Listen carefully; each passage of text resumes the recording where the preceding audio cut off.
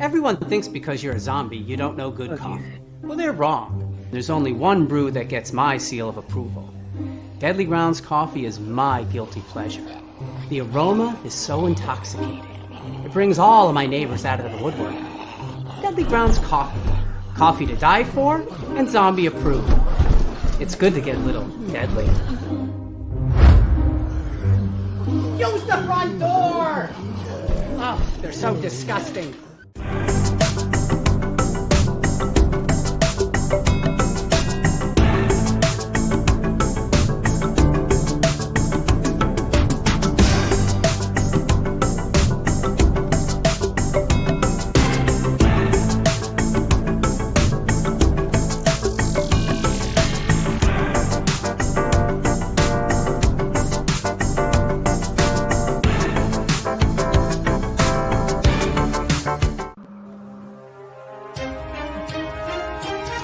The Dorkening and all affiliated shows are not intended for anyone under the age of 18. The following may contain discussions or scenes that have adult situations, graphic violence, nudity, strong sexual content, and graphic language. This show is intended for mature audiences only.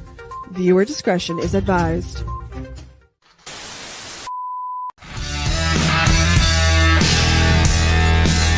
Ladies and gentlemen,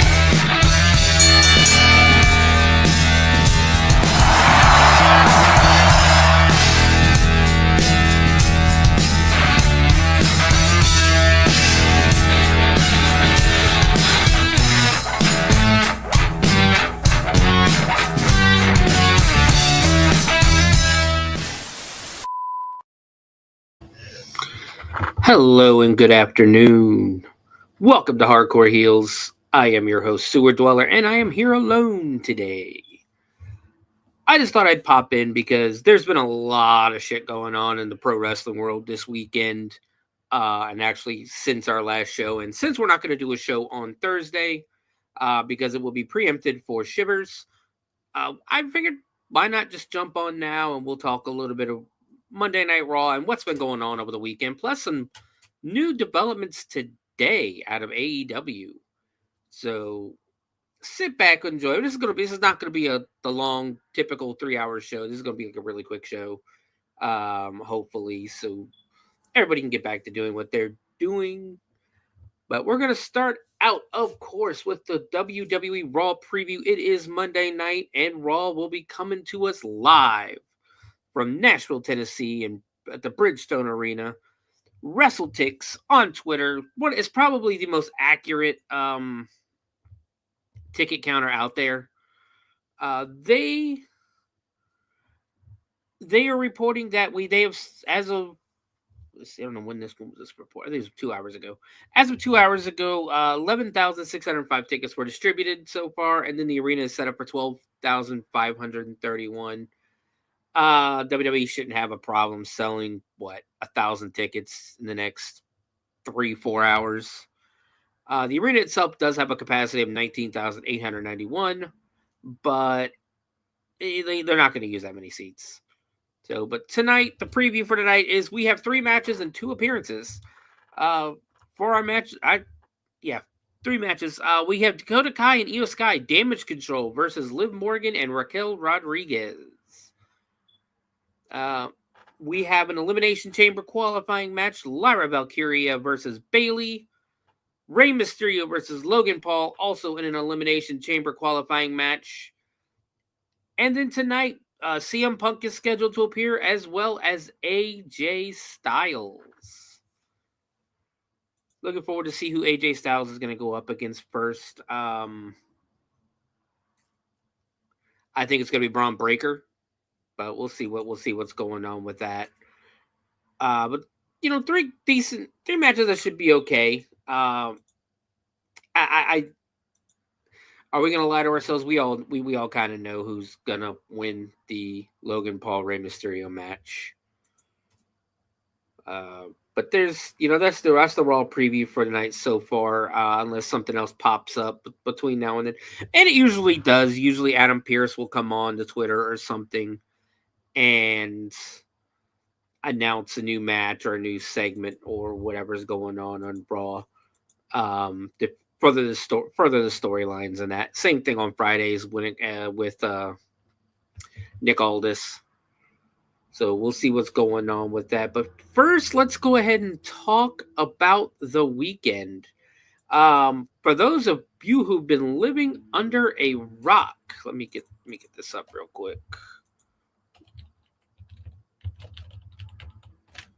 For those of you who've been living under a rock for the past few days, WWE has let a few people go. They've done the annual Bus Flip about 2 months early. Usually they wait until after WrestleMania to do the Bus Flip, but they did it. They started it early this year. It started back in January. It didn't get announced till February, but it started back in January when Duke Hudson was released from his contract. That one kind of baffles me. I figured there's something else going on with that because Duke Hudson was, he had the charisma, he had the talent, he had the size, he had the look. Just something I guess didn't resonate, or unless there was something else going on that they're just not going to talk about. So that one kind of confuses me, especially with how over Chase U was, and still blows my mind that they got rid of Chase U. Hopefully Andre Chase can come back with either on the main roster with Chase U or with another gimmick that'll help him out, because I like Andre Chase. But so for this week,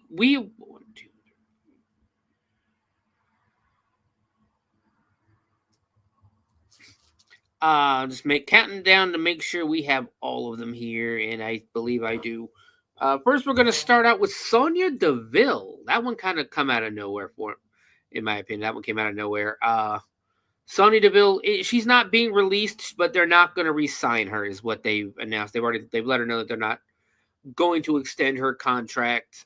So she will be leaving WWE when her contract expires. So she won't have to wait the 90 days or anything like that. I know she's in the middle of a story or a group, but she's not really done much, in my opinion, over the past few years, and she's never appealed to me in ring, on the mic, or anything. She's okay on the mic. She's okay on the mic, but she's not great on the mic. So I can see that. I see her going to TNA or something. Honestly, I don't see her going over to AEW, but I see her going to TNA. Akam and Razor, the authors of Pain, as well as their manager Paul Ellering. These guys, I don't even know why they even re-signed these guys. In all honesty, I'm not a fan. Not a fan of them. They might be able to do something on the indies. Paul Ellering's great legend. Managed one of my favorite tag teams of all time, the Road Warriors, but they kind of steer away, and I don't think that's going to change in the Triple H era. I don't see them shying away from the no manager stance. If you're not Paul Heyman, you don't get to be a manager. Because they really don't need it, because if a wrestler can't talk, they're not going to hire him anyways. So far, what? Duke Hudson, Sonya Deville, Akam and Razor, the authors of Pain, and Paul Ellering. Next, we move on to Blair Davenport. This one kind of upsets me a little bit because they didn't really give her a chance. But I'm sure they have their reasons. That's the thing. I'm sure they have the reason. I don't know if her contract's coming up and they don't want to sign her again. Or they really know that they're not going to use her, so they let her go so she can, And the thing about it is, any of these people can come back at any time. They just got to go work on work on their craft, and then come back, and they'll probably they could be re-signed. That's what Drew McIntyre did. Drew McIntyre got released, went to the Indies, put in the work, went to TNA and everything. Got jacked, got bigger, developed a look, developed a personality. And now, since 2020, he's been doing the best work of his entire career. But Blair Davenport, I don't know much about her. I didn't watch her too much in NXT. I never really watched NXT UK, and she didn't do much in NXT. This also could be the product of calling someone up too early. And that's the other thing. I'm seeing a lot of people blame Triple H for this over the weekend. And I don't blame Triple H. I don't think Triple H had anything to do with any of this. This is TKO going, hey, we got to cut some fat off the budget, especially if you want to keep signing people. What are these people doing? Why are they just sitting around doing nothing? What are we going to do about this? And sorry,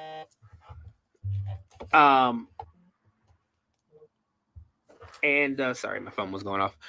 And we need, if you're not going to use them, cut them, get rid of them.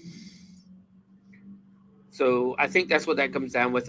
Cedric Alexander, we all know where he's going. We know where he's going. We know where he's going to sign. You know what he's going to do over there. He's going to be wasted, in all honesty. I think he's one of them guys that he'll get signed, join the Hurt Business or whatever the hell they're calling themselves over there, and then he'll once he's done there, he'll get lost. He'll get lost in the shuffle with all these other guys. It's a vicious cycle over there, but he'll get to go play with his friends and and basically get to do his little flips and stuff that he likes. I know he likes to do. So that's not putting Cedric down. I like Cedric Alexander. I think he's very talented. He's just not. He hasn't resonated with the audience. Luke Gallows and Carl Anderson. This is coming a couple of years too late. Especially ever since they stopped everything with AJ. They've been down in NXT. They've not really done much down in NXT to help anybody or to get themselves over or anything. They're up there in age. Let them go play with their friends. They'll probably get signed to AEW because they're friends with the Bucks and they're friends with Kenny Omega, of course, original Bullet Club. So they'll go over there, play with their friends, and then retire. Isla Dawn. Now this one I kind of saw it coming. I always said the tag team of Isla Dawn and Alba Fire. Alba Fire carries the team talent-wise. Isla Dawn is the sex appeal.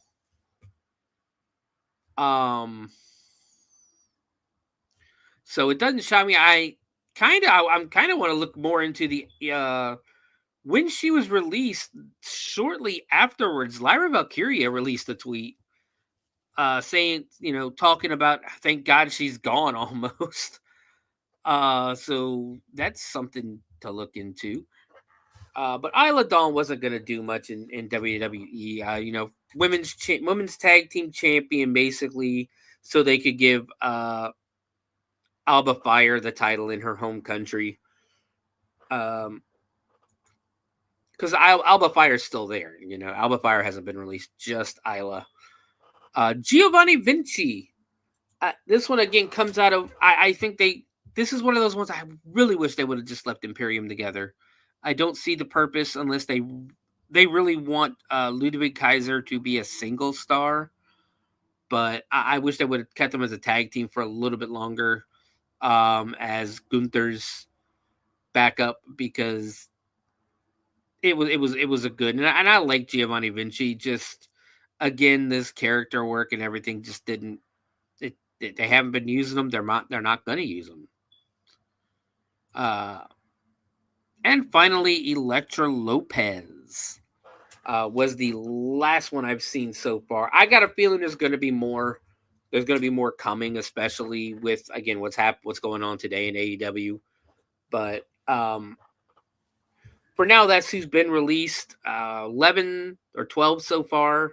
I'm pretty sure there's going to be more down the road. Basically, they're cleaning. They're going to clean house. They're a business. They're going to do what they need to do to make money.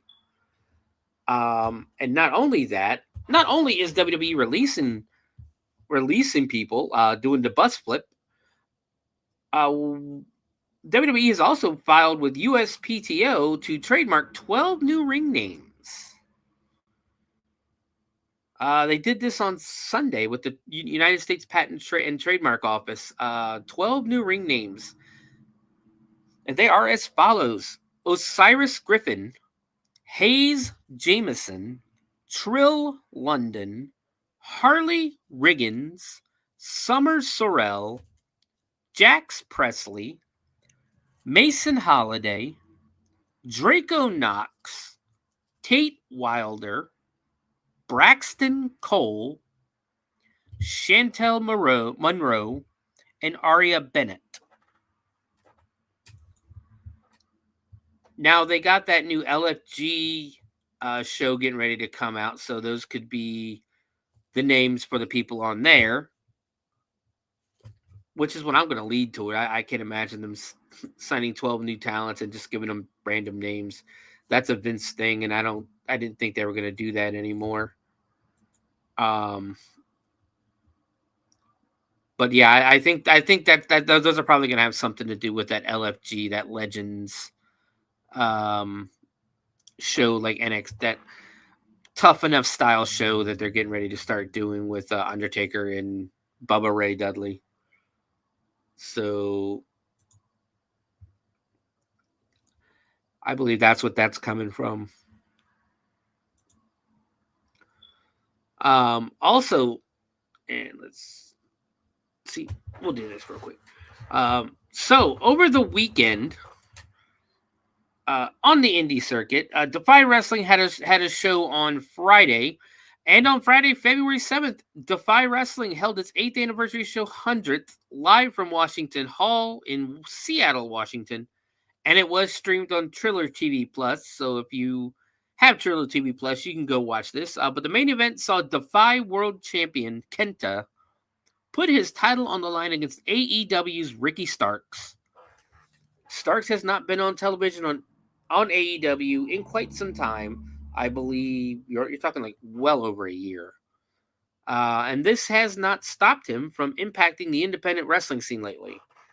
But on Friday, Starks defeated Kenta in a hard-fought match to capture the Defy World Championship, ending Kenta's historic 615-day reign. So Ricky Starks wins a title, not in AEW, but wins a title over the weekend. Good for him. Congratulations.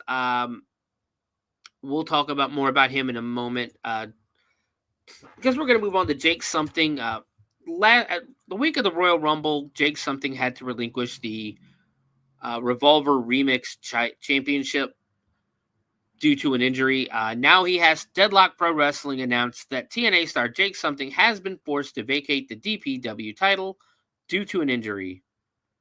DPW also stated that there is no available timetable for Something's in-ring return, which is normal when an independent star gets injured. They won't strip them unless there really is no timetable, which means it is a pretty serious injury.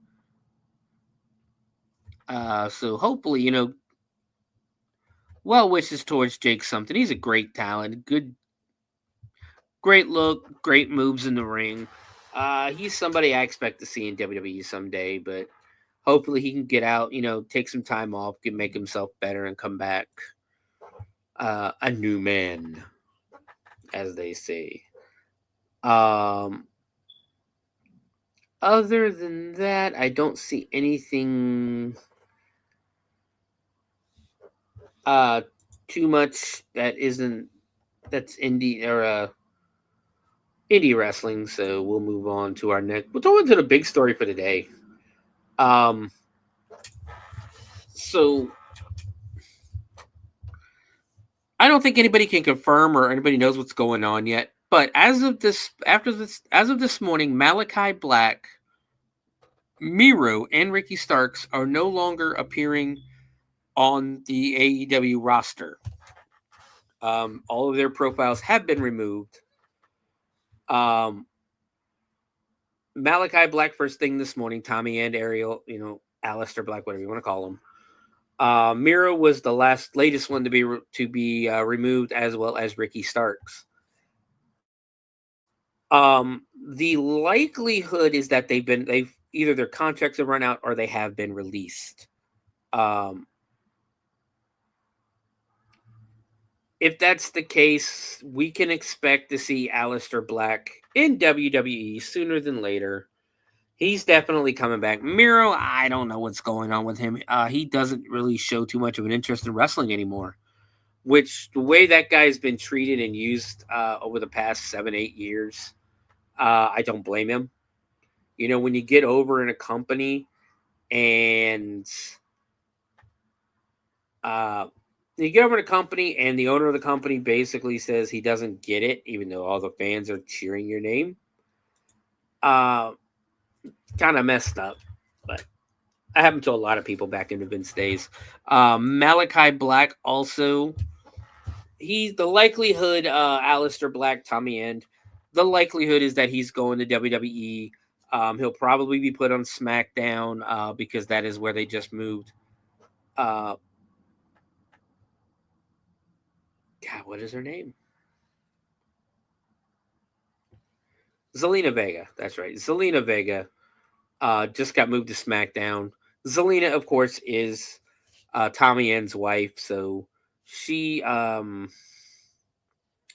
he'll probably be put over there with her. I've noticed WWE does like to keep the people who are married, the marriages, and the people who are dating and that together. He, of course, Black, of course, left WWE or was released from WWE in 2021 and immediately joined AEW, signed a very long contract, and now he's coming back to WWE from the looks of it. And I know the online fans aren't very happy about it, but they can, suck an egg. Really, there's nothing, with Britain. Ricky Starks was also this afternoon. He has not appeared on AEW programming since March of 2024. So the only one left that hasn't been released that wants to be released is, of course, Rey Fenix. And it doesn't look like Tony Khan is going to be releasing Rey Fenix anytime soon. So really, it's really sad, but it is what it is, Don't sign long-term contracts with fledgling organizations. I don't know what to tell you. Also, I don't know if you guys have X and you're not following Karrion Kross, what is wrong with you? He released a video today of him calling Sami Zayn. I guess Sami's supposed to be in the hospital. And if you listen to the call, Sami Zayn has like a police presence outside of his hotel, outside of his hospital room. But what got me was Karrion Kross sent a package, or I guess some gifts, some get well gifts for Sami Zayn, including an El Generico mask. So Karrion Kross playing some more mind games. And it's awesome. It's a 2.5-minute video, so if you get a chance, go look it up. It's on his Twitter page at Karrion Kross. So go check that out. I mean, he always pushes storylines on his Twitter page, and that it's pretty cool. It really is. I really enjoy following him. So the only other thing, I guess, so we're not going to have a show on Thursday. We're not going to have a wrestling show Thursday. Thursday is going to be for Shivers. So we'll go ahead and I'm going to do a Vengeance Day. We'll do a Vengeance Day preview. Because that is this Saturday. There's only 3 official matches, I believe, but I have a feeling they'll add at least 1 or 2 more. I have a feeling they're going to add a strap match between Eddie Thorpe and Trick Williams, as well as trying to get Ethan Page on the card, or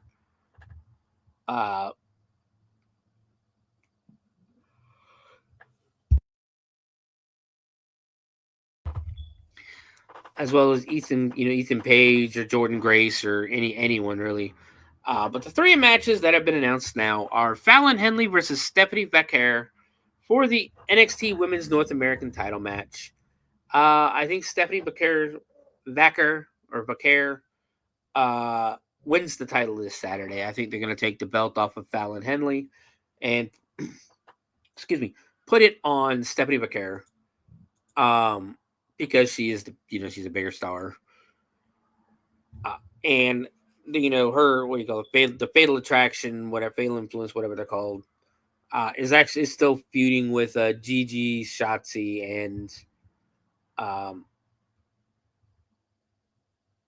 can't remember her name either. My mind is going blank. So there's that. That's why I think Stephanie Vaquer wins. The NXT North America, or the NXT Women's Championship, is going to be defended in a triple threat match. Julia will be defending her title against Bayley and Roxanne Perez. This is pretty much going to be Roxanne Perez's curtain call in NXT. She is officially moved to Raw, so we'll be looking forward to seeing her there. But this will be her curtain call for NXT. Julia's probably going to go over. I can't see them giving it to Bayley. Plus, Julia, international superstar, one of the biggest names they have down there. They're going to want to push her to the moon and back, and they're not going to take it. They're not going to take it off of her for the first title defense. So, Julia over Bayley and Roxanne Perez. And finally, for the NXT Championship, Obafemi versus Austin Theory versus Grayson Waller. They have been teasing breaking up Grayson Waller and Austin Theory for so long now that it really just becomes a joke on Friday nights anymore. But they're both in a triple threat match against Obafemi. I think Obafemi wins this again. First real title defense. I either Trick, and then after the match, Trick Williams or Eddie Thorpe will attack.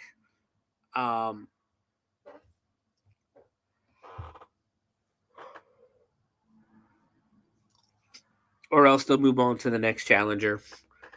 I think I think we're also going to see a Trick Williams, Eddie Thorpe Indian strap match, or a strap match added in. And we'll probably also see Tony D'Angelo and Ridge Holland, or defending his title against Ridge Holland. We'll find out. We'll find out tomorrow night. But that's what we got so far for Vengeance Day.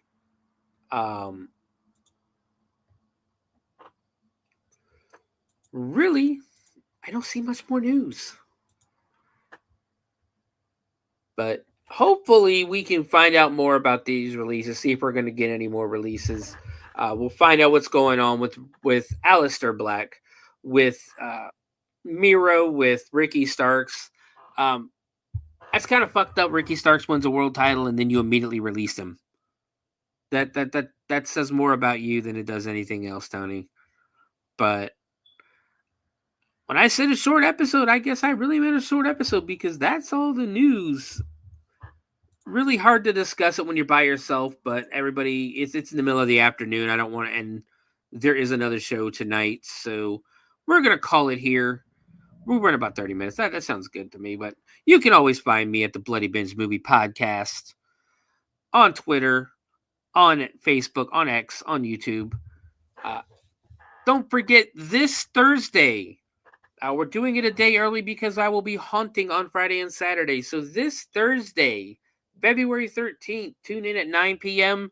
for Shivers, Romantic Serial Killers. We'll be deep diving, and we'll be delving and journeying into the world of true crime for the first time as we explore lovers' lane murders, serial killing couples, and basically any kind of murder that comes to love, that has something to do with love. We're going to do the Colonial Parkway murders, the Barbie killers, I think, where we might even talk about Bonnie and Clyde. But we'll talk. We'll discuss more of that on Thursday. Don't forget, coming up on the Bloody Binge Movie Podcast over the next few weeks. Next week we have Sweatshop on the 21st of February, the 28th of February, Mardi Gras Massacre, March 1st, American Ninja. I'm sorry, not March 1st, March 7th, American Ninja, March 14th, Unlucky Charms for our St. Patrick's Day episode. The 21st, I will be in Cincinnati for Horror Hounds, so there will be no episode. And then, of course, on the 28th of April, we celebrate spring break with Bikini Spring Break, starring Robert Carradine. Keep a lookout for new Hardcore Heels episodes coming pretty much every Thursday. We're gonna do our best to try it every Thursday. This month, of course. This week, of course, is just interfering with the haunt and that, so we had to do Shivers a day early. But if there's any more news, I'll pop in at some point this week and we'll discuss it. But that's the big news stories this weekend. The releases from WWE, the contracts expiring in AEW, and just a lot of stuff going on. But guys, thank you for tuning into this very short episode of Hardcore Heels. I am Sewer Dweller, and I will see you guys this Thursday.